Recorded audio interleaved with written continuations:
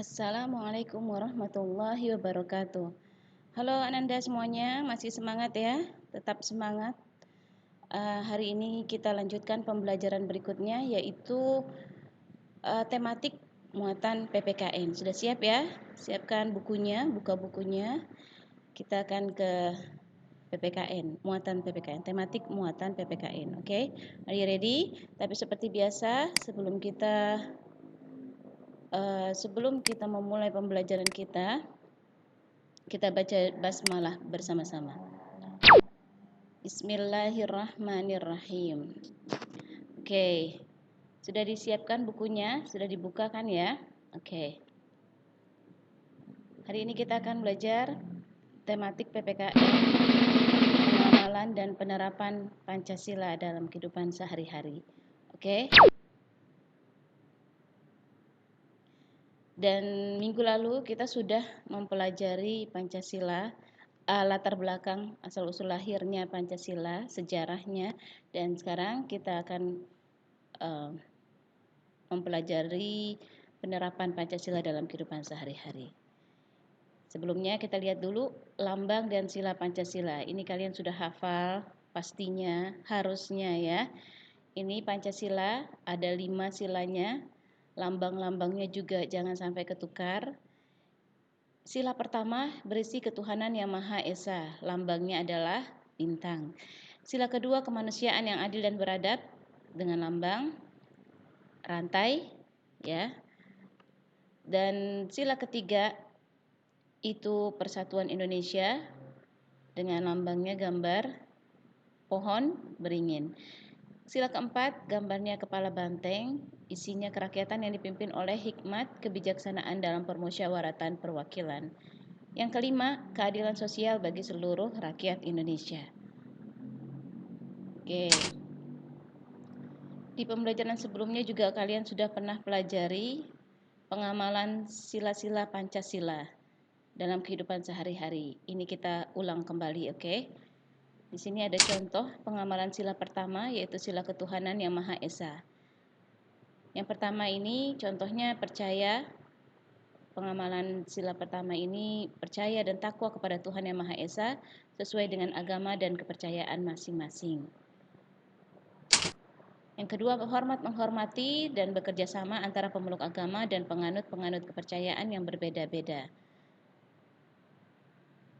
Ya, walaupun saling berbeda, walaupun kamu misalkan di daerah kamu itu ada yang berbeda agama, tapi kalian saling menghormati dan tetap bekerja sama, tolong-menolong, gotong royong, ya, walaupun agamanya berbeda. Itu pengamalan sila pertama. Ada lagi saling menghormati kebebasan menjalankan ibadah sesuai dengan agama dan kepercayaannya. Tidak memaksakan suatu agama dan kepercayaan kepada orang lain, dan memiliki sikap toleransi antar umat beragama. Ya, toleransi kalau temannya mau, misalkan kamu mau beribadah ke masjid, teman kamu yang beragama lain tidak akan melarangnya. Ya, oke. Dan tidak bersikap rasis terhadap pemeluk agama yang berbeda. Tidak menjelek-jelekan agama lain selain agama kamu.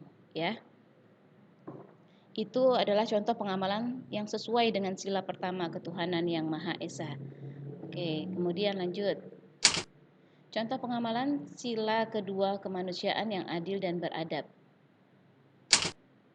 Yang pertama, mengakui persamaan derajat, persamaan hak, dan persamaan kewajiban antara sesama manusia. Oke. Saling mencintai sesama manusia, artinya kamu saling bekerja sama dan tidak saling bermusuhan. Mengembangkan sikap tenggang rasa ya, saling peduli sama satu sama lain, sama teman-teman kamu. Dan tidak semena-mena terhadap orang lain, ya.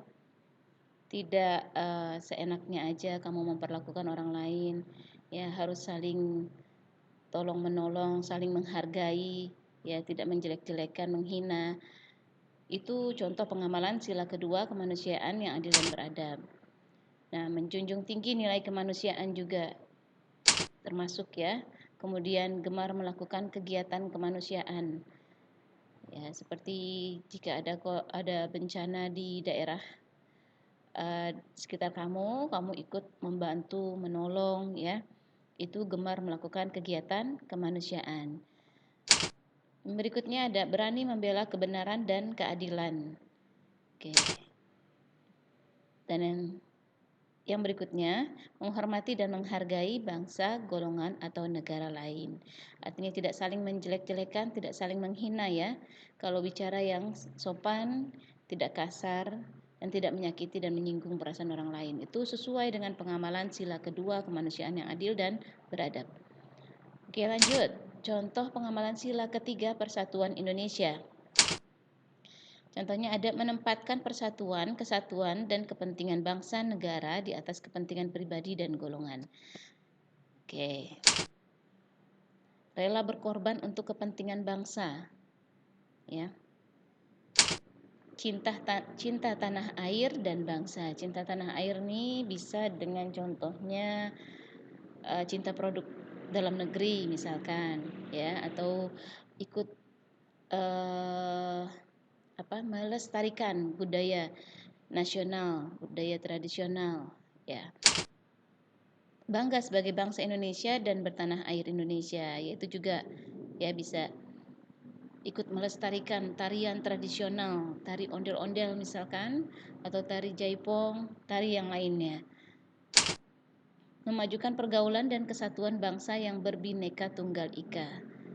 Ya, walaupun berbeda-beda tapi tetap satu, artinya satu kesatuan ya.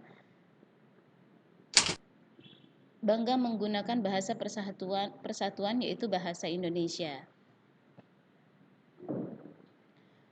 Ya, walaupun bahasanya berbeda-beda, ada yang dari Jawa Timur, ada yang dari Sunda, ada yang dari mana kalian? Oh, Sumatera ya. Tetap kalian tetap bangga menggunakan bahasa persatuan yaitu bahasa Indonesia. Menjunjung tinggi persatuan dan kesatuan.